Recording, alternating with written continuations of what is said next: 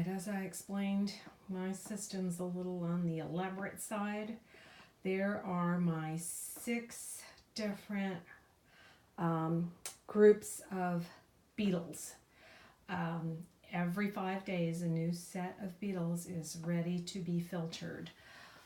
Those over there that say January 10th are the ones that I just did today. And those you see are the ones I did 5 days ago, and so on.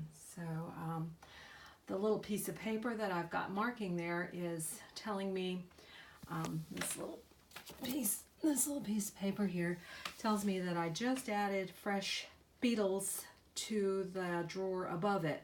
So you do have to replenish the beetles with fresh beetles, or you'll end up with a lot of old dead beetles.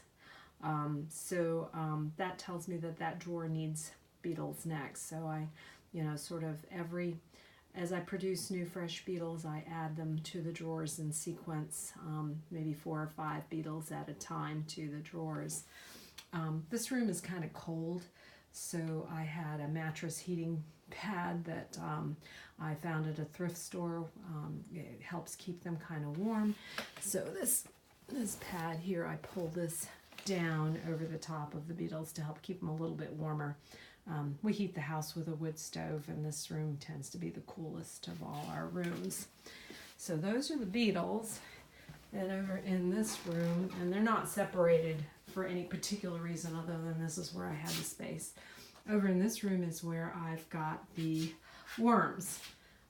So all those big drawers right there are full of worms. So that drawer right there was done December 5th.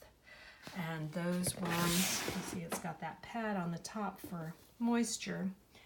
And that is full of great big, you can see it boiling there, great big mealworms. And I used the same filtering scoop to get out mealworms. And you can shake it out there. And there you go, worms. So these will be used for the next 5 days, and which produces at least a cup every day. So I cover them with that same sort of linen towel, it's a paper towel, and I mist it every few days. It's got a mark there because that's where I put my container of worms that I filtered last night and I fed this morning.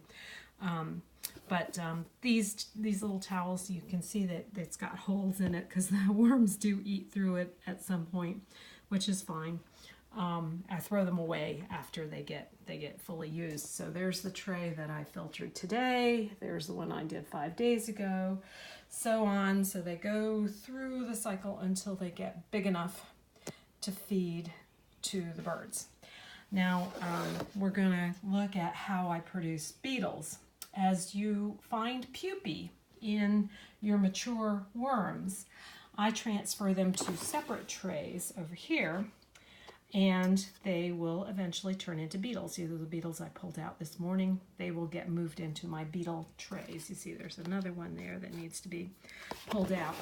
I used to put the pupae in with my beetle trays, but I have a very, very dear friend who's a professional entomologist, and she explains that the adult beetles will sometimes eat the pupae. So it's better to keep them separated until they go ahead and morph into the darkling beetle. And the darkling beetle starts out that nice little pale color and gets darker as it matures. Here is one right there that's about ready to pupate. So it's about ready to become a beetle. So you have to keep supplying fresh beetles to replace the ones that you're using. I hope this isn't overwhelming, but that's my procedure, and I'm sure I've left things out, and I'm sure it's too elaborate for most people. But I'm a crazy bird feeder, and I don't mind dealing with worms. Bye.